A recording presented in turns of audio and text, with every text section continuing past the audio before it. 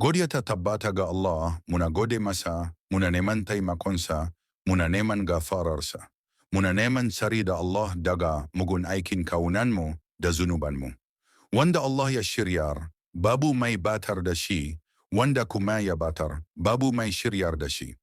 Maraba da ku duka, wannan shafi mai albarka da kuke gani yana dauke da ayoyin Allah wadanda ke gayyatar mu ga tunani da zurfin fahimta.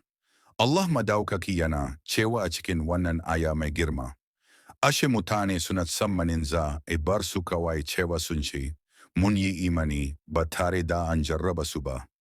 Suratul Ankabut aya ta 2.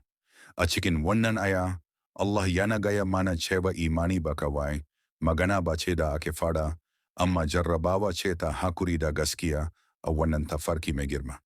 Wannan shafi mai kyau yana kuma tunatar da mu kyawun rubutun larabci da yadda al'ummar musulmai suka kula da alkur'ani mai girma ta hanyar rubuce-rubucensa cikin kwarewa da fasaha.